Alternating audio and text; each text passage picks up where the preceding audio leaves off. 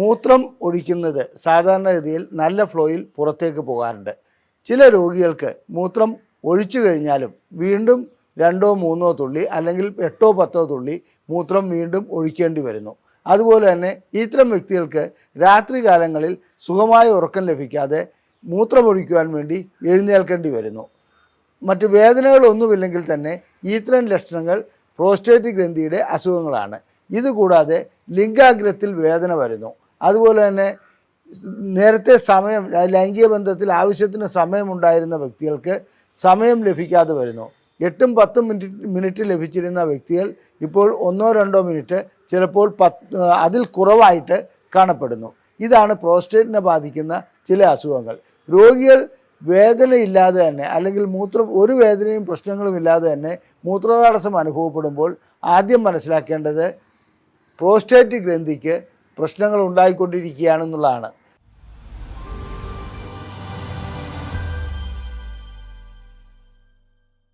ഞാൻ ഡോക്ടർ അജയൻ വർഗീസ്, കോഴിക്കോട് ജില്ലയിൽ കുന്നമംഗലം പന്തീർപ്പാടത്തുള്ള institute of sexual and reproductive medicine എന്ന സ്ഥാപനത്തിൻ്റെ ഡയറക്ടറാണ്. International association of sexual medicine practitioners modern medicine എന്ന അസോസിയേഷൻ്റെ അഖിലേന്ത്യാ ചെയർമാനുമാണ്. പ്രോസ്റ്റേറ്റ് ഗ്രന്ഥിയെക്കുറിച്ചാണ് ഞാനിന്ന് നിങ്ങളോട് വിശദീകരിക്കാൻ ഉദ്ദേശിക്കുന്നത്. മൂത്രം ഒഴിക്കുന്നത് സാധാരണഗതിയിൽ നല്ല ഫ്ലോയിൽ പുറത്തേക്ക് പോകാറുണ്ട്. ചില രോഗികൾക്ക് മൂത്രം ഒഴിച്ചു കഴിഞ്ഞാലും വീണ്ടും 2-3 തുള്ളി അല്ലെങ്കിൽ 8-10 തുള്ളി മൂത്രം വീണ്ടും ഒഴിക്കേണ്ടി വരുന്നു. അതുപോലെ തന്നെ ഇത്തരം വ്യക്തികൾക്ക് രാത്രി കാലങ്ങളിൽ സുഖമായ ഉറക്കം ലഭിക്കാതെ മൂത്രമൊഴിക്കുവാൻ വേണ്ടി എഴുന്നേൽക്കേണ്ടി വരുന്നു. മറ്റ് വേദനകളൊന്നുമില്ലെങ്കിൽ തന്നെ ഇത്തരം ലക്ഷണങ്ങൾ പ്രോസ്റ്റേറ്റ് ഗ്രന്ഥിയുടെ അസുഖങ്ങളാണ്. ഇതുകൂടാതെ ലിംഗാഗ്രത്തിൽ വേദന വരുന്നു. അതുപോലെ തന്നെ നേരത്തെ ലൈംഗിക ബന്ധത്തിൽ ആവശ്യത്തിന് സമയമുണ്ടായിരുന്ന വ്യക്തികൾക്ക് സമയം ലഭിക്കാതെ വരുന്നു. 8-10 മിനിറ്റ് ലഭിച്ചിരുന്ന വ്യക്തികൾ ഇപ്പോൾ 1-2 മിനിറ്റ്, ചിലപ്പോൾ അതിൽ കുറവായിട്ട് കാണപ്പെടുന്നു. ഇതാണ് പ്രോസ്റ്റേറ്റിനെ ബാധിക്കുന്ന ചില അസുഖങ്ങൾ. രോഗികൾ വേദനയില്ലാതെ തന്നെ അല്ലെങ്കിൽ ഒരു വേദനയും പ്രശ്നങ്ങളും ഇല്ലാതെ തന്നെ മൂത്രതടസ്സം അനുഭവപ്പെടുമ്പോൾ ആദ്യം മനസ്സിലാക്കേണ്ടത് പ്രോസ്റ്റേറ്റ് ഗ്രന്ഥിക്ക് പ്രശ്നങ്ങൾ ഉണ്ടായിക്കൊണ്ടിരിക്കുകയാണെന്നുള്ളതാണ്. ആ പ്രോസ്റ്റേറ്റ് ഗ്രന്ഥിയുടെ പ്രശ്നങ്ങൾ എന്തെല്ലാമാണ്, അതിനെക്കുറിച്ചാണ് ഇന്ന് ഞാൻ വിശദീകരിക്കാൻ പോകുന്നത്. അപ്പോൾ നമുക്ക് ആദ്യമായി ചോദിക്കേണ്ടത്, എന്താണ് ഈ പ്രോസ്റ്റേറ്റ് ഗ്രന്ഥി? പ്രോസ്റ്റേറ്റ് ഗ്രന്ഥി ലളിതമായി പറയുകയാണെങ്കിൽ ഇത് സാധാരണഗതിയിൽ നമ്മുടെ ലൈംഗികതയുമായിട്ട് നേരിട്ട് ബന്ധമില്ലെങ്കിലും ഒരു ലൈംഗിക അവയവത്തിൻ്റെ ഭാഗം തന്നെയാണെന്ന് പറയാം. ആദ്യത്തെ ചോദ്യം, ഇത് എവിടെയാണ് സ്ഥിതി ചെയ്യുന്നത്? പ്രോസ്റ്റേറ്റ് ഗ്രന്ഥി സ്ഥിതി ചെയ്യുന്നത് നമ്മുടെ മൂത്രസഞ്ചിയുടെ താഴെ രക്തത്തിൻ്റെ മുൻവശത്തായിട്ടാണ്. അപ്പോൾ മൂത്രക്കുഴൽ പ്രോസ്റ്റേറ്റ് ഗ്രന്ഥിക്ക് അകത്തുകൂടിയാണ് പോകുന്നത്. അതുപോലെ തന്നെ വൃഷ്ണങ്ങളിൽ നിന്നും വരുന്ന ശുക്ലം വഹിച്ചുകൊണ്ട് വരുന്ന കുഴൽ പ്രോസ്റ്റേറ്റ് ഗ്രന്ഥിയിൽ പ്രവേശിക്കുന്നു. അവിടെ നിന്ന് ചില എൻസൈമുകൾ, അതുപോലെ തന്നെ മറ്റു ചില ദ്രാവകങ്ങൾ അതിനകത്തേക്ക് ആ ശുക്ലത്തിന് കൂടുതൽ ഊർജം നൽകുവാനായി, ആ ഊർജം അല്ലെങ്കിൽ കൂടുതൽ അതിൻ്റെ ഘടന മാറ്റുവാനായി നൽകുന്നു. ഇത് ബീജാണുക്കൾക്ക് കൂടുതൽ നേരം നിലനിൽക്കുവാനും അതുപോലെ തന്നെ ബീജാണുക്കളുടെ പ്രവർത്തനത്തിന് സഹായകരമായി മാറുകയും ചെയ്യുന്നു. ഇതാണ് പ്രോസ്റ്റേറ്റ് ഗ്രന്ഥിയുടെ യഥാർത്ഥ ധർമ്മം. ഇതുകൂടാതെ പ്രോസ്റ്റേറ്റ് ഗ്രന്ഥി ലൈംഗികതയിൽ ഒരു കാര്യം കൂടി വഹിക്കുന്നുണ്ട്. ഏറ്റവും പൊട്ടൻ്റായിട്ടുള്ള അല്ലെങ്കിൽ ഏറ്റവും ശക്തിയായിട്ടുള്ള ടെസ്റ്റോസ്റ്ററോണിൻ്റെ ഒരു ഘടകം, അതായത് DHT എന്ന് പറയും, ഡൈഹൈഡ്രോ ടെസ്റ്റോസ്റ്ററോൺ ഉൽപ്പാദിപ്പിക്കുന്നത് അഥവാ ടെസ്റ്റോസ്റ്ററോണിനെ കൺവേർട്ട് ചെയ്തിട്ട് DHT ഉണ്ടാക്കുന്നതും പ്രോസ്റ്റേറ്റ് ഗ്രന്ഥി തന്നെയാണ്. അപ്പോൾ ഇത് എവിടെ സ്ഥിതി ചെയ്യുന്നുള്ളതെന്ന് നാം മനസ്സിലാക്കി കഴിഞ്ഞു. അതുപോലെ തന്നെ ഇതിൻ്റെ ധർമ്മങ്ങൾ എന്താണെന്ന് മനസ്സിലാക്കി കഴിഞ്ഞു. സാധാരണ രീതിയിൽ ഒരു ഉപദ്രവവും ഉണ്ടാക്കാതെ ഈ പ്രവർത്തനങ്ങൾ നടന്നു പോയിക്കൊണ്ടേയിരിക്കും. എന്നാൽ ഒരു 50 വയസ്സാകുന്ന വ്യക്തിയെ സംബന്ധിച്ചിടത്തോളം 40 വയസ്സ് മുതൽ തുടങ്ങും. ഏതെങ്കിലും ഒരു ദിവസം മൂത്രമൊഴിക്കുമ്പോൾ അദ്ദേഹത്തിന് ഒരു നേരിയ തോതിൽ മൂത്രതടസ്സം അനുഭവപ്പെടുന്നു. ഇത്തരം മൂത്രതടസ്സം അനുഭവപ്പെടുന്ന വ്യക്തിയെ സംബന്ധിച്ചിടത്തോളം അത് സാരമില്ല, മറ്റെന്തെങ്കിലും പ്രശ്നങ്ങളായിരിക്കും, അല്ലെങ്കിൽ ഒരു ചെറിയ രീതിയിലുള്ള മൂത്രക്കടച്ചിൽ അനുഭവപ്പെടുന്നു, ഇതിനെയൊക്കെ അവഗണിക്കുകയാണ് ചെയ്യാറുള്ളത്. ഇത് ലൈംഗികമായിട്ടുള്ള ഒരു പ്രശ്നങ്ങളും ഇല്ലെങ്കിലും ഈ മൂത്രതടസ്സം ആദ്യമായി അനുഭവപ്പെടുമ്പോൾ ഒരു 50 വയസ്സിനടുത്ത വ്യക്തിയാണെങ്കിൽ 40 വയസ്സ് മുതൽ തുടങ്ങാറുണ്ട്. തൻ്റെ ലൈംഗിക ശേഷി കുറവിലേക്കുള്ള ഒരു കാൽവയ്പ്പാണ്, ഒരു ചുവടുവയ്പ്പാണ് അതെന്ന് മനസ്സിലാക്കുക. അപ്പോൾ അതെങ്ങനെയാണ് സംഭവിക്കുന്നത്? ബിനൈൽ പ്രോസ്റ്റാറ്റിക് ഹൈപ്പർപ്ലേസിയ എന്ന ഒരു അസുഖത്തിൻ്റെ ആരംഭം അവിടെ കുറിക്കുകയാണ്. ഇത് പ്രോസ്റ്റേറ്റ് ഗ്രന്ഥിക്ക് വീക്കം ഉണ്ടാക്കുന്ന ഒരവസ്ഥയാണ്. അപ്പോൾ എങ്ങനെയാണ് ഈ വീക്കം ഉണ്ടാക്കുന്നതെന്നുള്ളത് ഞാൻ പിന്നീട് വിശദീകരിക്കാം. അതിനു മുമ്പ് നമുക്ക് പ്രോസ്റ്റേറ്റിനെ ബാധിക്കുന്ന അസുഖങ്ങൾ എന്തെല്ലാമാണെന്നുള്ളത് നമുക്കൊന്ന് പരിശോധിച്ച് നോക്കാം. പ്രോസ്റ്റേറ്റിനെ ബാധിക്കുന്ന അസുഖങ്ങളിൽ ഒന്ന് പ്രോസ്റ്റാറ്റൈറ്റിസ്, അതായത് പ്രോസ്റ്റേറ്റിന് അണുബാധ ഉണ്ടാകുന്നു അല്ലെങ്കിൽ പ്രോസ്റ്റേറ്റിന് വീക്കമുണ്ടാകുന്നു, ഇത്തരം അസുഖങ്ങൾ. അടുത്തതായിട്ട് BPH, ബിനൈൻ പ്രോസ്റ്റാറ്റിക് ഹൈപ്പർപ്ലാസിയ എന്ന് പറഞ്ഞാൽ, ഈ ഹൈപ്പർപ്ലാസിയ എന്ന് പറഞ്ഞാൽ അതിന് ആ ഗ്രന്ഥി വളരുകയാണ്, പക്ഷേ അത് ക്യാൻസർ അല്ല. അപ്പോൾ വളരുന്നതോടുകൂടി എന്ത് സംഭവിക്കുന്നു വെച്ചാൽ ഇതിനകത്തുകൂടിയാണ് മൂത്രക്കുഴൽ പോകുന്നത്, ശുക്ലത്തിൻ്റെ കുഴലുകൾ അതിൽക്കൂടെയാണ് പോകുന്നത്. അപ്പോൾ ആ കുഴലുകളെ ഇത് ഞെരിച്ചമർത്തുന്നു. അതുകൊണ്ട് വേണ്ടത്ര ഫ്ലോ ലഭിക്കാതെ വരുന്നു. മൂത്രം ഒഴിച്ചു കഴിഞ്ഞാലും വീണ്ടും ഒഴിക്കണം തോന്നുന്നു. അതുപോലെ തന്നെ മൂത്രസഞ്ചിയിൽ മൂത്രം പരിപൂർണമായി പോകാതെ അവിടെ കെട്ടിക്കിടക്കുന്നു. തന്മൂലം അണുബാധ മൂത്രസഞ്ചിയിൽ ഉണ്ടാകുന്നു. മൂത്രസഞ്ചിയുടെ ആ ഭിത്തികൾക്ക് ചിലപ്പോൾ തടുപ്പ് ഉണ്ടാകുന്ന ഒരവസ്ഥയിലേക്ക് വരെ അത് പോകുന്നു. ഇനി പ്രോസ്റ്റൈറ്റിസിന് മറ്റൊരിതുണ്ട്, അത് 3 തരത്തിലുണ്ട്. അത് അക്യൂട്ട് പ്രോസ്റ്റൈറ്റിസ് ഉണ്ട്, ക്രോണിക് പ്രോസ്റ്റൈറ്റിസ് ഉണ്ട്, അതുപോലെ തന്നെ CPPS എന്ന് പറയുന്ന വേറൊരു രൂപത്തിലുള്ള പ്രോസ്റ്റൈറ്റിസ് ഉണ്ട്. അതിന് അണുബാധയൊന്നും അവിടെ ഉണ്ടാകണമെന്നേ ഇല്ല. മറ്റേ രണ്ടും അണുബാധ ഉണ്ടാകുന്നതുകൊണ്ടാണ്. ഇനി അടുത്ത, അപ്പോൾ നമ്മൾ പ്രോസ്റ്റൈറ്റിസിനെ കുറിച്ച് പറഞ്ഞു തന്നു. ബിനൈൽ ഹൈപ്പർപ്ലാസിയ അതായത് BPH, അത് സാധാരണ കണ്ടുവരുന്ന ഒരു അസുഖമാണ്, അർബുദമല്ല എന്ന് പറഞ്ഞു കഴിഞ്ഞു. ഇതുകൂടാതെ ശരിയായ ഒരു അർബുദ രോഗവും കൂടി പ്രോസ്റ്റേറ്റ് ഗ്രന്ഥിക്ക് ബാധിക്കാറുണ്ട്. അത് 3 തരത്തിലുണ്ട്. എന്നാലും ശരി, ആ തരങ്ങൾ എന്തെങ്കിലും ആകട്ടെ, അതിനെക്കുറിച്ച് ഞാൻ പിന്നീട് വിശദീകരിക്കാം. അത്തരം അർബുദം ബാധിക്കുകയാണെങ്കിൽ അതിന് ലൈംഗിക ശേഷിയെ മാത്രമല്ല ശരീരത്തിൻ്റെ മൊത്തം പ്രവർത്തനങ്ങളെ ബാധിക്കുന്ന രീതിയിലാണ് പ്രോസ്റ്റേറ്റിൻ്റെ അർബുദം ബാധിക്കുന്നത്. എന്നിരുന്നാലും ഈ അർബുദ രോഗം ചികിത്സിച്ച് മാറ്റാവുന്ന ഒരു അസുഖം മാത്രമാണ് ഇത്. പ്രോസ്റ്റേറ്റിനെ സംബന്ധിച്ചിടത്തോളം വളരെയധികം സ്പ്രെഡ് ചെയ്ത് അങ്ങനെ പ്രശ്നങ്ങൾ ഉണ്ടാക്കുന്ന ഒരു അർബുദ രോഗമല്ല. പ്രോസ്റ്റേറ്റ് ഗ്രന്ഥി മൂലമുണ്ടാകുന്ന അസുഖങ്ങൾ എങ്ങനെയാണ് ലൈംഗികതയെ ബാധിക്കുന്നത്, ഏതെല്ലാം തരത്തിലുള്ള ലൈംഗിക പ്രശ്നങ്ങളാണ് പ്രോസ്റ്റേറ്റ് ഗ്രന്ഥി മൂലം ഉണ്ടാകുന്നതെന്ന് നമുക്ക് പരിശോധിക്കാം. പ്രോസ്റ്റേറ്റ് ഗ്രന്ഥിക്ക് പ്രശ്നങ്ങൾ ഉണ്ടായിക്കഴിഞ്ഞാൽ ലൈംഗികമായിട്ടുള്ള ശേഷിക്കുറവുണ്ടാവും. ഞാൻ നേരത്തെ സൂചിപ്പിച്ചിരുന്നു, ഏറ്റവും പൊട്ടൻ്റായിട്ടുള്ള ഒരു ഹോർമോൺ, അതായത് DHT എന്ന ഹോർമോൺ ഉൽപ്പാദിപ്പിക്കുന്നത്, അല്ലെങ്കിൽ അതിനെ ടെസ്റ്റോസ്റ്ററോണിനെ മാറ്റി DHT ആക്കുന്നത് പ്രോസ്റ്റേറ്റാണ്. ആ പ്രോസ്റ്റേറ്റിൻ്റെ ആ പ്രവർത്തനം മന്ദീഭവിക്കുന്നതോടുകൂടി തീർച്ചയായിട്ടും ലൈംഗിക ശേഷിക്കുറവ് അനുഭവപ്പെടും. ഇതുകൂടാതെ ശീഘ്രസ്ഖലനം അനുഭവപ്പെടുന്നതിലും പ്രോസ്റ്റേറ്റ് ഗ്രന്ഥിയുടെ അസുഖങ്ങൾ, അതായത് പ്രോസ്റ്റേറ്റൈറ്റിസ്, അതിന് പങ്കുവഹിക്കുന്നുണ്ടെന്നാണ് കണക്കിലാക്കപ്പെടുന്നത്. ക്യാൻസർ ബാധിക്കുകയാണെങ്കിൽ തീർച്ചയായിട്ടും ഇത്തരം അസുഖങ്ങളെല്ലാം ഉണ്ടാകും. അതായത് ലൈംഗികമായിട്ടുള്ള ശേഷിക്കുറവ്, ലൈംഗികമായിട്ടുള്ള ബലക്കുറവ്, അതുപോലെ തന്നെ സമയം ലഭിക്കാത്ത ഒരവസ്ഥ വരിക, ഒരിക്കൽ ഇടയ്ക്ക് വെച്ച് തന്നെ, അതായത് ബന്ധത്തിൽ ഏർപ്പെട്ടുകൊണ്ടിരിക്കുമ്പോൾ ലിംഗം തളർന്നു പോകുന്ന അവസ്ഥ വരിക, ഇതൊക്കെ പ്രോസ്റ്റേറ്റ് ഗ്രന്ഥിക്ക് പ്രശ്നങ്ങൾ ഉണ്ടാകുമ്പോൾ കണ്ടുവരുന്ന അവസ്ഥകളാണ്. അതുകൊണ്ട് പ്രോസ്റ്റേറ്റ് ഗ്രന്ഥിയുടെ പ്രശ്നങ്ങൾ നമുക്ക് മുൻകൂട്ടി മനസ്സിലാക്കുകയാണെങ്കിൽ, അതിനുള്ള ചികിത്സ നൽകുകയാണെങ്കിൽ തീർച്ചയായിട്ടും ലൈംഗിക ശേഷി വീണ്ടെടുക്കുവാൻ കഴിയും. ഇനി പ്രോസ്റ്റേറ്റ് ഗ്രന്ഥിയെ സംബന്ധിച്ചിടത്തോളം പ്രോസ്റ്റൈറ്റിസ് എന്ന് പറയുന്ന ആ ഒരു അസുഖത്തിന് സാധാരണ ഇതിൽ ഞാൻ പറഞ്ഞു 3 തരത്തിലുള്ള പ്രോസ്റ്റേറ്റൈറ്റിസ് ഉണ്ട്. അതിനെക്കുറിച്ച് നമുക്കൊന്ന് നോക്കാം. എന്താണ് ഈ പ്രോസ്റ്റേറ്റൈറ്റിസ്? സാധാരണ ഇതിൽ എല്ലാ അണുബാധകളും നമ്മുടെ ശരീരത്തിൽ പ്രശ്നങ്ങൾ ഉണ്ടാക്കാറുണ്ട്. ഇപ്പോൾ നമ്മളെ സംബന്ധിച്ചിടത്തോളം ഒരു പനി വരുന്നത് അണുബാധ കൊണ്ടായിരിക്കാം. അങ്ങനെ അണുബാധ കൊണ്ട് വരുന്ന ആ അസുഖങ്ങൾക്ക് നാം ആൻറ്റിബയോട്ടിക്കുകൾ നൽകി, അല്ലെങ്കിൽ അതിനുള്ള മറ്റ് ചികിത്സകൾ നൽകി, സപ്പോർട്ടീവ് തെറാപ്പി നൽകി അതിന് പരിഹാരമുണ്ടാക്കിയാണ് ചെയ്യുന്നത്. ഇവിടെ പ്രോസ്റ്റേറ്റിനെ സംബന്ധിച്ചിടത്തോളം സിപ്രോഫ്ലോക്സാസിൻ അങ്ങനെയുള്ള ഒട്ടനവധി ആൻറ്റിബയോട്ടിക്കുകളുണ്ട്. അത്തരം ആൻറ്റിബയോട്ടിക്കുകൾ നൽകി അതിന് പരിഹാരമുണ്ടാക്കുന്നില്ലെങ്കിൽ ലൈംഗികമായിട്ടുള്ള ശേഷിക്കുറവുണ്ടാകുന്നു, സമയക്കുറവുണ്ടാകുന്നു, ഈ പ്രശ്നങ്ങളെല്ലാം ഉണ്ടാകുന്നു. അപ്പോൾ ഇത് കണ്ടുപിടിക്കുവാൻ എന്താണ് മാർഗം? പ്രോസ്റ്റേറ്റൈറ്റിസ് ഉണ്ടോ എന്നുള്ളത്. തീർച്ചയായിട്ടും പ്രോസ്റ്റേറ്റൈറ്റിസ് വരുമ്പോൾ മൂത്രക്കടച്ചിലും അതുപോലെ തന്നെ അടിവയറിൽ വേദനയും ഉണ്ടാവും. അത്തരം സന്ദർഭങ്ങളിൽ ഇതിൻ്റെ പരിശോധനകൾ നടത്തുകയും രക്തം പരിശോധിക്കുക, പ്രോസ്റ്റേറ്റിൻ്റെ PSA മുതലായ ടെസ്റ്റുകൾ ചെയ്യുക, അതുകൂടാതെ ഒക്കുമെങ്കിൽ സാധ്യമാണെങ്കിൽ സ്കാനിങ് നടത്തുക, പിന്നെ മൂത്രം പരിശോധിക്കുക. ഇതെല്ലാം ചെയ്തു കഴിഞ്ഞാൽ പ്രോസ്റ്റേറ്റിസ് ആണോ എന്നുള്ളത് നമുക്ക് അനുമാനിക്കുവാൻ കഴിയും.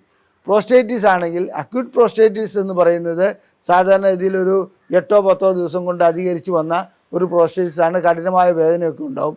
അതിന് നമ്മൾ ആൻറ്റിബയോട്ടിക് ഏതാണോ കൾച്ചർ ആൻഡ് സെൻസിറ്റിവിറ്റി ഒക്കെ നടത്തിയോ അതിനു മുമ്പോ നമുക്ക് ആൻറ്റിബയോട്ടിക്കുകൾ നൽകി അതിനുള്ള പരിഹാരം ഉണ്ടാക്കാൻ കഴിയുന്നതാണ്. അത് സാധാരണ രീതിയിൽ അത് പെട്ടെന്ന് തന്നെ മാറിപ്പോകുന്ന ഒന്നാണ് അക്യൂട്ട് പ്രോസ്റ്റേറ്റിസ്. എന്നാൽ ക്രോണിക് പ്രോസ്റ്റേറ്റിസ് അങ്ങനെയല്ല. അത് വലിയ പ്രശ്നങ്ങൾ ഉണ്ടാക്കാതെ എന്നാൽ നീണ്ടു നിൽക്കുന്ന ഒന്നാണ്. ഇത് ലൈംഗികതയെ വല്ലാതെ ബാധിക്കുന്നുണ്ട്. അതായത് ലൈംഗികതയെ ബാധിക്കുന്നു എന്ന് പറഞ്ഞാൽ നാം അറിയുന്നില്ല ഇതാണ് കാരണമെന്നുള്ളത്. അപ്പോൾ വേദന അത്ര കാഠിന്യമുള്ള വേദനയൊന്നും ആയിരിക്കില്ല. മൂത്രക്കടിച്ചിലും അത്ര വലിയ കാഠിന്യം ഉണ്ടാവില്ല. ചില സന്ദർഭങ്ങളിൽ ചിലപ്പോൾ കഠിനമായി വരാറുമുണ്ട്. അത് വെള്ളം കുടിക്കുമ്പോഴും അത് മറ്റു രീതിയിലുള്ള ആൻറ്റിബയോട്ടിക്കുകളുമൊക്കെ ആൻറ്റിബയോട്ടിക്കുകൾ കൂടുതൽ കഴിക്കുകയും വെള്ളം കൂടുതൽ കുടിക്കുകയും ചെയ്യുകയാണെങ്കിൽ അത് ചിലപ്പോൾ മാറിപ്പോകാറുമുണ്ട്. വീണ്ടും അതേ രൂപത്തിൽ അത് വരികയും ചെയ്യുന്നു. ഇതാണ് ക്രോണിക് പ്രോസ്റ്റേറ്റിസ്. അതിന് നിരന്തരമായിട്ടുള്ള കണ്ടിന്യൂസ് ആയിട്ടുള്ള ചികിത്സ ആവശ്യമാണ്. ക്രോണിക് ആവട്ടെ അക്യൂട്ട് ആവട്ടെ ലൈംഗികമായിട്ടുള്ള ശേഷിക്കുറവ് സൃഷ്ടിക്കുന്നു. ലൈംഗികമായിട്ടുള്ള പ്രശ്നങ്ങൾ ശേഷിക്കുറവ് മാത്രമല്ല സമയക്കുറവ് സൃഷ്ടിക്കുന്നു. പിന്നെ ലൈംഗികതയോട് താല്പര്യമില്ലാതാക്കുന്ന ഒരവസ്ഥ കൂടി ഈ ക്രോണിക് പ്രോസ്റ്റേറ്റിസിന് ഉണ്ടാകാറുണ്ട്. അക്യൂട്ട് പ്രോസ്റ്റേറ്റിസിന് അത്രയും വരാറില്ല. അപ്പോൾ ഇതിനുള്ള പരിഹാര മാർഗം ഞാൻ പറഞ്ഞു തന്നു. വേണ്ട സമയത്ത്, അതായത് ഇത് കാണുന്ന സമയത്ത് തന്നെ തുടക്കത്തിൽ തന്നെ അതിൻ്റെ പരിശോധനകൾ നടത്തി വ്യക്തമായ ചികിത്സ നൽകുകയാണ് വേണ്ടത്. അപ്പോൾ നാം അക്യൂട്ട് പ്രോസ്റ്റേറ്റിസിനെ കുറിച്ച് പറഞ്ഞു കഴിഞ്ഞു, ക്രോണിക് പ്രോസ്റ്റേറ്റിസിനെ കുറിച്ച് പറഞ്ഞു കഴിഞ്ഞു. ഇനി നാം മറ്റൊരു രൂപത്തിലുള്ള, അതായത് ബാക്ടീരിയൽ അല്ലാത്ത, ചിലപ്പോൾ വൈറസ് ബാധിച്ചിട്ട് പ്രോസ്റ്റേറ്റിസ് ഉണ്ടാകാറുണ്ട്. അപ്പോൾ നമ്മൾ ആൻറ്റിബയോട്ടിക് നൽകിയതുകൊണ്ട് അതിന് യാതൊരു പ്രയോജനവും ലഭിക്കില്ല. അതിൻ്റേതായ ആൻറ്റിവൈറൽ ഡ്രഗ്സ് നൽകേണ്ടതുണ്ട്. അതുകൊണ്ട് ആൻറ്റിബയോട്ടിക് നൽകിയിട്ട് മാറാത്ത പ്രോസ്റ്റേറ്റിസുകൾക്ക് അത് വൈറലാണോ എന്നുള്ള സംശയം ഡോക്ടർമാർക്ക് ഉണ്ടാകും. അതിനനുസരിച്ച് അവർ ആൻറ്റിവൈറൽ ഡ്രഗ്സ് നൽകുന്നതായും കാണപ്പെടാറുണ്ട്. അത്തരം രോഗികളെ സംബന്ധിച്ചിടത്തോളം ആൻറ്റിവൈറൽ മരുന്നുകൾ നൽകുന്നതോടുകൂടി അതിന് പരിഹാരമുണ്ടാകുന്നതായും കാണാൻ പറ്റുന്നുണ്ട്. ഇനി അടുത്തതായിട്ട് വേറൊരു രൂപത്തിലുള്ള, അതായത് ഒരു അണുബാധയുമില്ലാത്ത ഒരു തരത്തിലുള്ള പ്രോസ്റ്റേറ്റിസ് ഉണ്ട്. അത് CPPS എന്നാണ് പറയുന്നത്, ക്രോണിക് പ്രോസ്റ്റേറ്റിസ് പെയിൻ സിൻഡ്രോം. ഇത് സാധാരണഗതിയിൽ ഡോക്ടർമാരെ പോലും, അതായത് വൈദ്യശാസ്ത്രത്തെ പോലും കുഴക്കുന്ന ഒരു അസുഖമാണ്. രോഗി വന്ന് പറയുന്ന ലക്ഷണങ്ങൾ കണ്ടാൽ ഇത് വല്ല മാനസിക രോഗത്തിൻ്റെയും തുടക്കമാണോ എന്ന് തോന്നി പോകും. എൻ്റെ ലിംഗത്തിൻ്റെ അറ്റത്തൊരു വേദന, വൃഷ്ണത്തിൽ വേദന, അതുപോലെ തന്നെ ഈ വേദന ശുക്ലം പോകുമ്പോൾ അനുഭവപ്പെടാറുണ്ട്. ഇതൊക്കെ നോക്കുമ്പോൾ യാതൊരു കാരണമോ കൾച്ചർ ചെയ്താലോ സെൻസിറ്റിവിറ്റി ചെയ്താലോ രക്തം പരിശോധിച്ചാലോ ഒന്നും കാണാനുണ്ടാവില്ല.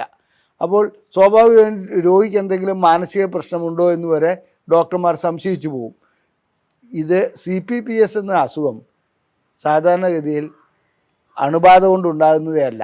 അത് ഒരു ന്യൂറോ മസ്കുലാർ ഡിസോർഡറാണ്. അതായത് ഞരമ്പ് സംബന്ധമായതും ഹോർമോൺ സംബന്ധമായതും പേശികൾ സംബന്ധമായതുമായിട്ടുള്ള ഒരു അസുഖമാണ്. ആ അസുഖത്തിൻ്റെ കാരണം ഇതുവരെ കണ്ടുപിടിക്കപ്പെട്ടിട്ടില്ല. എന്നിരുന്നാലും ചില അനുമാനങ്ങളിലേക്ക് എത്താൻ കഴിഞ്ഞിട്ടുണ്ട്, അത്രമാത്രം.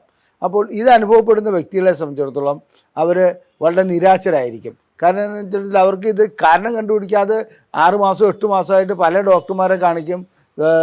ഓരോ ഡോക്ടർമാരെ മാറി മാറി കാണിക്കുന്നു. ആ മൂത്രമൊഴിക്കുന്ന ഭാഗത്ത് വേദനയുണ്ട്, ലിംഗത്തിൻ്റെ അറ്റത്ത് വേദനയുണ്ട്, എൻ്റെ നട്ടലിലേക്ക് വേദന വ്യാപിക്കുന്നുണ്ട്, പിന്നെ മലദ്വാരത്തിലേക്ക് വേദന വ്യാപിക്കുന്നുണ്ട്. ഇതൊക്കെ രോഗികൾ പറയുമ്പോൾ ഡോക്ടർമാർക്ക് കാരണം കണ്ടുപിടിക്കാൻ കഴിയാത്തൊരവസ്ഥയിലേക്ക് പോകുന്ന അവസ്ഥയാണ് കാണുന്നത്. വാസ്തവത്തിൽ ഇതിൻ്റെ പരിശോധനകൾ വഴിക്ക് ഒരു ടെസ്റ്റ് നടത്തിയിട്ട് ഇത് കണ്ടുപിടിക്കാനോട്ട് കഴിയുകയുമില്ല. CPPS ഇന്ന് ഒരു 5% രോഗികളിൽ കണ്ടുവരുന്ന ഒന്നാണ്.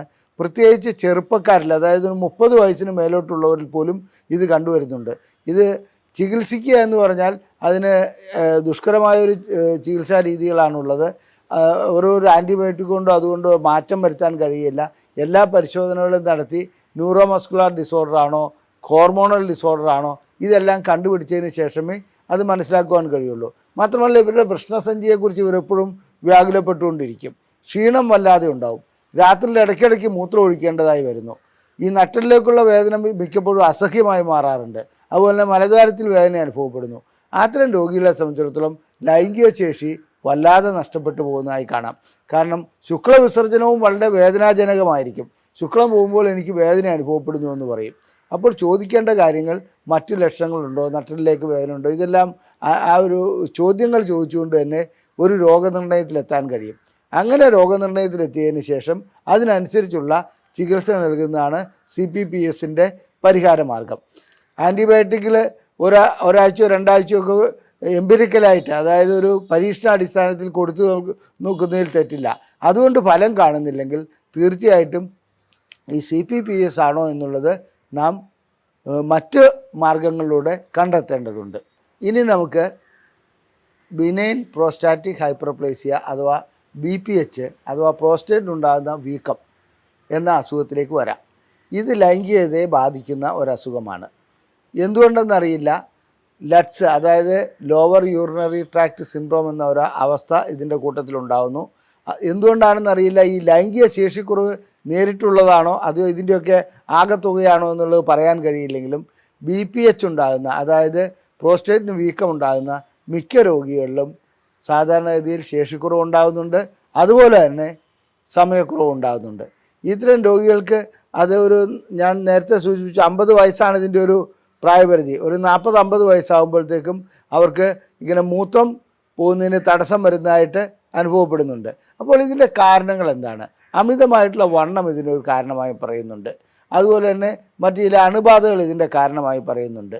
പിന്നെ പ്രമേഹം ഇതിൻ്റെ ഒരു കാരണമായി പറയുന്നുണ്ട് BPH ഉണ്ടാകുന്നതിന്. ഇനി പ്രഷറുള്ളവരിലൊക്കെ വളരെ അപൂർവമായിട്ട് അങ്ങനെ അതൊരിത് പറയാൻ പറ്റില്ല. എന്നിരുന്നാലും പ്രായം തന്നെയാണ് ഇതിനൊരു ഘടകമായി പറയുന്നത്. പ്രായത്തോടൊപ്പം ജനിതകം ഇതിനൊരു പാരമ്പര്യ ഘടകം ഇതിൻ്റെ ഒരു പ്രധാനപ്പെട്ട ഘടകമാണ് BPHൻ്റെ. എല്ലാ വ്യക്തികൾക്കും 50 വയസ്സ് കഴിഞ്ഞാൽ BPH ഉണ്ടായിക്കൊള്ളണമെന്ന് ഒരു നിർബന്ധവുമില്ലല്ലോ. എന്നാൽ അവരുടെ ഹിസ്റ്ററി എടുക്കുകയാണെങ്കിൽ അവരുടെ കുടുംബത്തിൽ അച്ഛനോ അല്ലെങ്കിൽ അച്ഛൻ്റെ അച്ഛനോ അമ്മാവന്മാർക്കോ ആർക്കെങ്കിലും പ്രോസ്റ്റേറ്റ് വീക്കം ഉണ്ടായിട്ടുണ്ടെങ്കിൽ ഇവർക്കും ഉണ്ടാകാനുള്ള സാധ്യത ഉണ്ടെന്നുള്ളത് മനസ്സിലാക്കുക. അപ്പോൾ BPHനെ സംബന്ധിച്ചിടത്തോളം മൂത്രം പോകാത്ത ഒരവസ്ഥ വരുന്നതോടുകൂടി മൂത്രസഞ്ചിയിൽ മൂത്രം കുറച്ച് കെട്ടിക്കിടക്കുന്നു. മൂത്രം കുറച്ച് കെട്ടിക്കിടക്കുന്നതോടുകൂടി അവിടെ അണുബാധ ഉണ്ടാകുന്നു. ഈ അണുബാധ ഉണ്ടാകുന്നതോടുകൂടി മൂത്രസഞ്ചിയിൽ കൂടി വരുന്ന ആ നെക്കിൽ കൂടി വരുന്ന ഞരമ്പുകൾക്ക് തകരാറുണ്ടാകുന്നു. അങ്ങനെ ആ ഞരമ്പുകൾക്ക് ഉണ്ടാകുന്നതോടുകൂടി ശേഷിക്കുറവുണ്ടാകുന്നു. അതുപോലെ തന്നെ ലൈംഗികമായിട്ടുള്ള സമയം ലഭിക്കാതെ വരുന്നു. ഇതാണ് BPHൻ്റെ പ്രത്യേകത. BPH ഒരു അർബുദമല്ല, ഒരു ക്യാൻസർ അല്ല. പക്ഷേ എന്നിരുന്നാലും BPHനുള്ള ചികിത്സ നൽകിയില്ലെങ്കിൽ മൂത്രം പോകാത്ത ഒരവസ്ഥ വരികയും അതുപോലെ തന്നെ ട്യൂബ് ഇടേണ്ട അവസ്ഥ വരികയും ഒക്കെ ചെയ്യാറുണ്ട്. അതുകൊണ്ട് BPHനുള്ള ചികിത്സ ഇത് കണ്ടുപിടിക്കുന്നതോടൊപ്പം തന്നെ നൽകുന്നതാണ് ഏറ്റവും ഉത്തമം. ഇനി BPHന് നൽകുന്ന ചികിത്സകൾ ലൈംഗിക ശേഷിക്കുറവിനെ ബാധിക്കുമോ? തീർച്ചയായും ബാധിക്കും. BPHന് നൽകുന്ന ചില ചികിത്സകൾ മിക്കപ്പോഴും ഈ മരുന്നുകൾ DHT എന്ന ഹോർമോണിനെ ഇല്ലാതാക്കുന്ന, അതായത് നമ്മുടെ മുടി കിളിപ്പിക്കാൻ വേണ്ടി ഫിനാസ്ട്രൈഡ് അങ്ങനെയുള്ള മരുന്നുകളൊക്കെ നൽകുന്നുണ്ടല്ലോ, ആ ഗണത്തിൽപ്പെട്ട മരുന്നുകൾ നൽകാറുണ്ട്. ആ എല്ലാ മരുന്നുകളും DHT ഹോർമോൺ അതായത് ഡൈഹൈഡ്രോ ടെസ്റ്റോസ്റ്ററോൺ ഉൽപ്പാദിപ്പിക്കുന്നതിൽ തടസ്സമുണ്ടാക്കുന്നു. അങ്ങനെയാണ് പ്രോസ്റ്റേറ്റിൻ്റെ വലിപ്പം കുറയ്ക്കുന്നത്. അങ്ങനെ വലിപ്പം കുറയ്ക്കുമ്പോൾ ലൈംഗിക ശേഷിക്കുറവ് ഗുളികകൾ, അതായത് അതിനുപയോഗിക്കുന്ന ഗുളികകൾ വഴിക്ക് ഉണ്ടാകുമെന്നുള്ളത് തർക്കമില്ലാത്ത കാര്യമാണ്. ഇനി അത്തരം പ്രശ്നങ്ങളിൽ ചിലപ്പോൾ പ്രോസ്റ്റേറ്റിനെ സർജറി ചെയ്യുകയാണെങ്കിൽ ഇതും ഞരമ്പുകളെ ബാധിക്കാറുണ്ട്. അതായത് പ്രോസ്റ്റേറ്റ് എടുത്തു കളയേണ്ട സർജറിയോ മറ്റോ ചെയ്യുകയാണെങ്കിൽ തീർച്ചയായിട്ടും ഇത് വരുന്നത് അതിൽ കൂടി ഒട്ടനവധി ഞരമ്പുകൾ വരുന്നുണ്ട്. നേഴ്സാണ് ഞാൻ ഉദ്ദേശിക്കുന്നത്, രക്തക്കൊള്ളുകളല്ല. ആ നേഴ്സാണ് ലിംഗത്തിലേക്ക് കണക്ഷൻ നൽകുന്നത്. അങ്ങനെ ലിംഗത്തിലേക്ക് ആ കണക്ഷൻ നൽകുന്നതോടുകൂടി ലിംഗത്തിനുള്ള കണക്ഷൻ ലഭിക്കാതെ പോകുന്നു. അത് സർജറി ചെയ്യുമ്പോൾ മുറിഞ്ഞു പോകുന്നുണ്ട്. തീർച്ചയായിട്ടും ഈ ശസ്ത്രക്രിയാനന്തരം ലൈംഗിക ശേഷിക്കുറവ് അനുഭവപ്പെടുന്ന ഒരവസ്ഥ വരാറുണ്ട്. BPHനുള്ള ചികിത്സ എന്തു തന്നെയായിരുന്നാലും ശരി, അത് അമിത വണ്ണം ഉണ്ടാകാതെ നോക്കുക, പ്രമേഹമുണ്ടെങ്കിൽ അത് നിയന്ത്രിച്ചു പോവുക, ജനിതക ഘടനയുണ്ടെങ്കിൽ തീർച്ചയായിട്ടും അടിക്കടി ഇതിനെ സ്കാൻ ചെയ്യുക, ടെസ്റ്റ് ചെയ്യുക, അത്തരം കാര്യങ്ങൾ ചെയ്യുക, മുൻകൂട്ടി മരുന്നുകൾ നൽകുക. ഇതൊക്കെ നമുക്ക് BPHൻ്റെ കാര്യത്തിൽ ചെയ്യാവുന്ന കാര്യമാണ്. ലൈംഗികമായിട്ടുള്ള ശേഷിക്കുറവ് അനുഭവപ്പെടുകയാണെങ്കിൽ അതിൻ്റെതായ രീതിയിലുള്ള ചികിത്സയിലേക്ക് വരണം. അത് ഞാൻ പിന്നീട് വിശദീകരിക്കുന്നതാണ്. ഇനി നമുക്ക് പ്രോസ്റ്റേറ്റിനെ ബാധിക്കുന്ന ക്യാൻസറിലേക്ക് പോകാം. ഒട്ടനവധി വിഭാഗത്തിൽപ്പെട്ട, അതായത് squamous cell carcinoma, adeno carcinoma, അങ്ങനെ പല വിഭാഗത്തിൽപ്പെട്ട പ്രോസ്റ്റേറ്റ് ക്യാൻസറുകളുണ്ട്. അതുപോലെ തന്നെ വളരെ പെട്ടെന്ന് സ്പ്രെഡ് ചെയ്യപ്പെടുന്ന പ്രോസ്റ്റേറ്റ് ക്യാൻസറുണ്ട്, സാവധാനം സ്പ്രെഡ് ചെയ്യപ്പെടുന്ന പ്രോസ്റ്റേറ്റ് ക്യാൻസറുണ്ട്. പ്രോസ്റ്റേറ്റ് ക്യാൻസർ വരുമ്പോൾ BPHൻ്റെതായ തുടക്കത്തിലുള്ള എല്ലാ ലക്ഷണങ്ങളും ഉണ്ടാവും. കാരണം മൂത്രമൊഴിക്കുന്നതിന് തടസ്സം ഉണ്ടാവും, അതുപോലെ തന്നെ ലൈംഗിക ശേഷി കുറവ് അനുഭവപ്പെടും. ഇതുകൂടാതെ വേദന ചില ഭാഗങ്ങളിൽ നിന്ന് വരും. പിന്നെ രാത്രിയിൽ എഴുന്നേറ്റ് ഇടയ്ക്കിടയ്ക്ക് മൂത്രമൊഴിക്കേണ്ടതായി വരും. ഇങ്ങനെയുള്ള അവസ്ഥകൾ BPHനുണ്ടാകുന്ന അതേ അവസ്ഥകൾ തന്നെ ഈ ക്യാൻസറിനും ഉണ്ടാകും. അതുകൊണ്ട് പ്രോസ്റ്റേറ്റ് ക്യാൻസർ ആണോ എന്ന് അറിയുവാൻ ഒരു പ്രധാനപ്പെട്ട ടെസ്റ്റുണ്ട്, PSA, അതായത് പ്രോസ്റ്റേറ്റ് സ്പെസിഫിക് ആൻറ്റിജൻ. ഈ ആൻറ്റിജൻ ടെസ്റ്റ് ചെയ്യുകയാണെങ്കിൽ നമുക്ക് ഏറെക്കുറെ ഒരു രൂപം കിട്ടും. അത് കുറവാണെങ്കിൽ ശരി, കൂടുതലാണെങ്കിൽ തീർച്ചയായിട്ടും മറ്റ് ബയോപ്സി അങ്ങനെയുള്ള കാര്യങ്ങളിലേക്ക് പോയി പ്രോസ്റ്റേറ്റ് ക്യാൻസർ ആണോ എന്നുള്ളത് രോഗനിർണയം നടത്തണം. അതിനനുസരിച്ചുള്ള ചികിത്സകളിലേക്ക് പോകണം. ഞാൻ പറഞ്ഞു പ്രോസ്റ്റേറ്റ് ക്യാൻസർ തീർച്ചയായിട്ടും മറ്റ് ലിവറിന് ബാധിക്കുന്ന ക്യാൻസർ പോലെ അത്ര അപകടകാരിയല്ല എന്ന് ചികിത്സിച്ച് മാറ്റാൻ കഴിയുന്നതാണ്. എന്നിരുന്നാലും ഇത് ലൈംഗികതയെ സാരമായി ബാധിക്കുന്നുണ്ട്. ചികിത്സാനന്തരം ചിലപ്പോൾ ലൈംഗിക ശേഷി വീണ്ടെടുക്കാൻ കഴിയാത്ത അവസ്ഥയിലേക്കും അത് പോകാറുണ്ട്. കാരണം പ്രോസ്റ്റേറ്റിനുള്ള ചികിത്സയിൽ 3 തരത്തിലുള്ള, പ്രോസ്റ്റേറ്റ് ക്യാൻസറിനുള്ള ചികിത്സയിൽ 3 തരത്തിലുള്ള ചികിത്സയാണ് ചെയ്യാറുള്ളത്. 1 സർജറി ചെയ്യുന്നു, 2 കീമോതെറാപ്പി ചെയ്യുന്നു, 3 റേഡിയേഷൻ ചെയ്യുന്നു. ഈ സർജറി ചെയ്യുന്നതോടുകൂടി അവിടെയുള്ള ഞരമ്പുകൾക്കെല്ലാം തന്നെ പ്രശ്നങ്ങളുണ്ടാകുന്നു, ഞരമ്പുകൾ മുറിഞ്ഞു പോകുന്നു. അത് ഞാൻ നേരത്തെ സൂചിപ്പിച്ചിരുന്നു. അതുകൊണ്ട് തന്നെ ലൈംഗിക ശേഷിക്കുറവ് അനുഭവപ്പെടുന്നതായി കാണാം. ഇന്ന് റോബോട്ടിക് സർജറിയൊക്കെ നിലവിൽ വന്നിട്ടുണ്ട്. എന്നിരുന്നാലും ഞരമ്പുകൾക്ക് ക്ഷതമേക്കാതെ ഇത് മാത്രമായി, അതായത് പ്രോസ്റ്റേറ്റിനെ മാത്രമായി നീക്കം ചെയ്യുന്ന ഒരു ശസ്ത്രക്രിയ പരിപൂർണമായി വിജയിച്ചിട്ടില്ല. എന്നാലും വിദഗ്ധമായ ചില സമ്പ്രദായങ്ങൾ ഇന്ന് നിലവിൽ വന്നിട്ടുണ്ട്. പ്രോസ്റ്റേറ്റ് രോഗികളെ സംബന്ധിച്ചിടത്തോളം അവരുടെ ലൈംഗികത നഷ്ടപ്പെടുത്താതെ അതായത് സർജറി ചെയ്യുന്ന ചില മെത്തേഡുകൾ, ചില രീതികൾ റോബോട്ട്സിൻ്റെ സഹായത്തോടുകൂടി ഇന്ന് നിലവിൽ വന്നിട്ടുണ്ട്. അത് അത്രത്തോളം അങ്ങ് വിജയിച്ചിട്ടില്ലെങ്കിൽ കൂടി ഇത് നമുക്കൊരു ഭാവിയിലൊരു അത് പ്രതീക്ഷിക്കാവുന്ന കാര്യമാണ്. നമുക്കൊരു വാഗ്ദാനമാണ് നൽകുന്നുണ്ടത്. ഇനി അടുത്തത് റേഡിയേഷൻ തെറാപ്പിയാണ്. ഈ റേഡിയേഷൻ തെറാപ്പി നൽകുന്നതോടുകൂടി തീർച്ചയായിട്ടും അതിനോടനുബന്ധിച്ചുള്ള ഞരമ്പുകൾക്കും മറ്റ് അവയവങ്ങൾക്കും, അതായത് അതിനോടനുബന്ധിച്ചുള്ള ബ്ലാഡർ, റെക്ടം, ഇതിനൊക്കെ ചിലപ്പോൾ പ്രശ്നങ്ങൾ ഉണ്ടാകാറുണ്ട്. സ്പെസിഫിക്കായിട്ട് നൽകുകയാണെങ്കിൽ അങ്ങനെ ഉണ്ടാകാറില്ലെങ്കിൽ കൂടി ഇത് പ്രശ്നമുള്ള ഒരു കാര്യമാണ്. ഇനി റേഡിയേഷൻ തെറാപ്പി കൊണ്ട് തീർച്ചയായിട്ടും ഇതൊക്കെ കൊണ്ട് തന്നെ ഈ ഞരമ്പുകളെ ബാധിക്കുന്നതുകൊണ്ട് തന്നെ, അതുപോലെ തന്നെ പ്രോസ്റ്റേറ്റിന് റേഡിയേഷൻ നൽകുന്നതോടുകൂടി വൃഷ്ണങ്ങൾക്ക് ടെസ്റ്റോസ്റ്ററോൺ ഉൽപ്പാദിപ്പിക്കാനുള്ള കഴിവില്ലാതാകുന്നു, അത് ചുരുങ്ങിപ്പോകുന്നു. ഇത്തരം അവസ്ഥകളൊക്കെ ഉണ്ടാകാറുണ്ട്. അപ്പോൾ റേഡിയേഷൻ ചികിത്സ നൽകുന്നതോടുകൂടി ലൈംഗിക ശേഷി നഷ്ടപ്പെടുന്നത് പ്രോസ്റ്റേറ്റ് ക്യാൻസറിൻ്റെ കാര്യത്തിൽ സ്വാഭാവികമാണ്. ഇനി കെമിക്കൽ തെറാപ്പി, അതായത് കീമോതെറാപ്പി നൽകുന്നതോടുകൂടി പ്രോസ്റ്റേറ്റിൻ്റെ പ്രശ്നങ്ങൾ ഒരു പരിധിവരെ പരിഹരിക്കാൻ കഴിയുന്നുണ്ട്. ഇത് 3 ചികിത്സയും ചിലപ്പോൾ നടത്തേണ്ടി വരാറുണ്ട്. എന്നാൽ കീമോതെറാപ്പിക്കുമുള്ള പ്രശ്നം ഇത് തന്നെയാണ്, ലൈംഗിക ശേഷിക്കുറവ് അതിൻ്റെ കൂടപ്പിറപ്പാണ്. കാരണം ഈ നൽകുന്ന മരുന്നുകൾ തീർച്ചയായിട്ടും ടെസ്റ്റോസ്റ്ററോൺ ഉൽപ്പാദനത്തെ ബാധിക്കാറുണ്ട്, അതുപോലെ തന്നെ ശരീരത്തിൻ്റെ മറ്റവസ്ഥകളെ ബാധിക്കാറുണ്ട്, ശാരീരികമായ ക്ഷീണമുണ്ടാക്കാറുണ്ട്. ഇതെല്ലാം കഴിയുന്നതോടുകൂടി ലൈംഗികമായിട്ടുള്ള ശേഷിക്കുറവ് അനുഭവപ്പെടും. അപ്പോൾ പ്രോസ്റ്റേറ്റ് ക്യാൻസറിന് ഓപ്പറേഷൻ ചെയ്താലും ശരി, റേഡിയോതെറാപ്പി ചെയ്താലും ശരി, കീമോതെറാപ്പി ചെയ്താലും ശരി, ലൈംഗികമായിട്ടുള്ള ശേഷിക്കുറവ് അവിടെ ഉടലെടുക്കുന്നുണ്ട്. ഇനി നമുക്ക് ലൈംഗികമായിട്ടുള്ള ശേഷിക്കുറവ് എടുത്ത ഇത്തരം രോഗികൾക്ക് ഒരു റീഹാബിലിറ്റേഷൻ നടത്താൻ കഴിയുമോ, അതായത് വീണ്ടും ലൈംഗികമായിട്ടുള്ള ഇത് വീണ്ടെടുക്കാൻ കഴിയുമോ എന്നുള്ളത് നമുക്ക് ചിന്തിക്കാവുന്ന കാര്യമാണ്. അതിൻ്റെ മെത്തേഡുകളെക്കുറിച്ച് ഞാൻ വിശദീകരിക്കുന്നതാണ്. ഈ കൂട്ടത്തിൽ തന്നെ പ്രോസ്റ്റേറ്റിൻ്റെ ക്യാൻസറിനുള്ള ഒരു ചികിത്സയിൽ, അല്ലെങ്കിൽ BPHനൊക്കെയുള്ള ചികിത്സയിൽ ADT എന്ന ഒരു ചികിത്സാ സമ്പ്രദായമുണ്ട്, ആൻറ്റിജൻ ഡിപ്രിസിയേഷൻ തെറാപ്പി. ഒന്നുമില്ല, ടെസ്റ്റോസ്റ്ററോണിൻ്റെ അളവ് കുറയ്ക്കുകയാണ് അത് ചെയ്യുന്നത്. അപ്പോൾ അങ്ങനെ അളവ് കുറയ്ക്കുന്നതുകൊണ്ട് പ്രോസ്റ്റേറ്റിൻ്റെ വലിപ്പം കുറയുന്നു. ആ രീതിയിലുള്ള ഒരു ചികിത്സാ മാർഗ്ഗം ഉപയോഗിക്കാറുണ്ട്. ദൗർഭാഗ്യകരമെന്ന് പറയട്ടെ, ആ ചികിത്സ വഴിക്ക് ലൈംഗിക ശേഷി പരിപൂർണമായും നഷ്ടപ്പെടുന്നതായും കണ്ടുവരുന്നുണ്ട്. കാരണം ടെസ്റ്റോസ്റ്ററോൺ ലൈംഗികതയ്ക്ക് അത്യാവശ്യ ഘടകമാണ്. എന്നാൽ ഒരു വ്യക്തിയുടെ ജീവൻ രക്ഷിക്കുവാനും മറ്റു കാര്യങ്ങൾക്കും ഇത് വളരെയധികം ഉപകാരപ്പെടുന്ന ഒരു സംഭവമാണ്. ഇനി നമുക്ക് പ്രോസ്റ്റേറ്റ് രോഗങ്ങളുള്ളവർക്ക് എന്തെല്ലാം ചികിത്സകളാണ് നൽകുന്നത്, അതുപോലെ തന്നെ അതിന് ഏതെല്ലാം മാർഗങ്ങളിലേക്കാണ് പോകുന്നത്, അവർക്ക് ലൈംഗികമായിട്ടുള്ള അവരുടെ പ്രശ്നങ്ങൾ വീണ്ടെടുക്കാൻ കഴിയുമോ എന്നുള്ളതാണ്. ഞാൻ തുടക്കത്തിൽ സൂചിപ്പിച്ചു, സാധാരണ രീതിയിലുള്ള പ്രോസ്റ്റേറ്റിസ് ആണെങ്കിൽ അതിന് ആൻറ്റിബയോട്ടിക്കുകൾ കൊണ്ട് ചികിത്സ നടത്താം. അതുപോലെ തന്നെ മറ്റു രീതിയിലുള്ള ക്രോണിക് പ്രോസ്റ്റേറ്റിസ് ആണെങ്കിൽ അതിൻ്റേതായ പരിശോധനകൾ നടത്തി ഏതാണോ റെസിസ്റ്റൻ്റ് ആയിട്ടുള്ള ബാക്ടീരിയ അല്ലെങ്കിൽ അണു എന്നുള്ളത് കണ്ടുപിടിച്ചിട്ട് അതിനുള്ള ചികിത്സകൾ നടത്താൻ കഴിയും. ഈ രണ്ട് പ്രശ്നങ്ങൾക്കും ആൻറ്റിബയോട്ടിക് കൊണ്ടുള്ള ചികിത്സ മാത്രമേ സാധ്യമാകുന്നുള്ളൂ, അതിൻ്റെ ആവശ്യമേ ഉള്ളൂ. ഇനി അടുത്തത് CPPS എന്നുള്ള രോഗം ഡോക്ടർമാരെ കൊടുക്കുന്നു എന്നാണെന്ന് ഞാൻ പറഞ്ഞു. അതിനെ സംബന്ധിച്ചിടത്തോളം അതിൻ്റേതായ ചികിത്സ പല രൂപത്തിലുണ്ട്. അത് അല്പം കോംപ്ലിക്കേറ്റഡ് ആണ്, അതുകൊണ്ട് ഞാനിവിടെ അത് കൂടുതലായി വിശദീകരിക്കുവാൻ നിൽക്കുന്നില്ല. ഇനി BPH നൽകുന്നത് തീർച്ചയായിട്ടും ടെസ്റ്റോസ്റ്ററോൺ ലെവൽ കുറയ്ക്കുന്ന ചില മരുന്നുകളാണ്.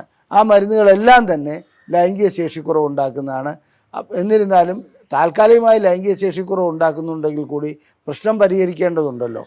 അതുകൊണ്ട് പ്രോസ്റ്റേറ്റ് രോഗം വരാതെ നോക്കുക എന്നുള്ളതാണ് ഏറ്റവും നല്ല കാര്യമെന്നിവിടെ സൂചിപ്പിക്കട്ടെ, BPH മറ്റും. ഇനി അതിനുശേഷം പ്രോസ്റ്റേറ്റ് ക്യാൻസർ വന്നു കഴിഞ്ഞാൽ തീർച്ചയായിട്ടും ചിലപ്പോൾ പ്രോസ്റ്റേറ്റ് ഗ്രന്ഥി നീക്കം ചെയ്യേണ്ടി വരാറുണ്ട്. അല്ലെങ്കിൽ റേഡിയോ തെറാപ്പി ചെയ്യുന്നു, കീമോതെറാപ്പി ചെയ്യുന്നു. ഇതെല്ലാം കഴിഞ്ഞു വരുന്ന ഒരു രോഗിക്ക് ലൈംഗികമായിട്ടുള്ള ചികിത്സ നൽകി അവർക്ക് വീണ്ടും ഉത്തേജനം ഉണ്ടാക്കാൻ കഴിയുമോ എന്നുള്ളതാണ് ചോദിക്കുന്നത്. അതിനിടയ്ക്ക് ഈ സർജറിയൊക്കെ ചെയ്തു കഴിഞ്ഞാൽ സാധാരണ ഇതിൽ മൂത്രം പോകുമ്പോൾ അതായത് ഉള്ള തടസ്സമൊക്കെ നീങ്ങിക്കിട്ടുമെങ്കിലും ശുക്ലവിസർജനത്തിൽ ശുക്ലം ചിലപ്പോൾ ലിംഗത്തിൽ കൂടി പുറത്തേക്ക് വരാതെ യൂറിനറി ബ്ലാഡറിലേക്ക് അഥവാ മൂത്രസഞ്ചിയിലേക്ക് തിരിച്ചു പോകുന്ന ഒരവസ്ഥ വരാറുണ്ട്. അതിന് റിട്രോഗ്രേഡ് ഇജാക്കുലേഷൻ എന്നാണ് പറയുന്നത്. അതായത് അവർക്ക് ഡ്രൈ ഓർഗാസമാണ് ഉണ്ടാകുക. അവരെ സംബന്ധിച്ചിടത്തോളം ശുക്ലം പുറത്തേക്ക് പോകുമ്പോൾ അവർക്ക് അനുഭൂതി ലഭിക്കും, പക്ഷേ ശുക്ലം ഒട്ടും പുറത്തേക്ക് വരില്ല, അത് നേരെ മൂത്രസഞ്ചിയിലേക്ക് പോകുന്നു. അത് ശസ്ത്രക്രിയ ചെയ്തതിന് ശേഷം കൂടുതലായി കാണപ്പെടുന്നുണ്ട്. അതിനുള്ള പരിഹാര മാർഗം അത്ര എളുപ്പമുള്ളതല്ല.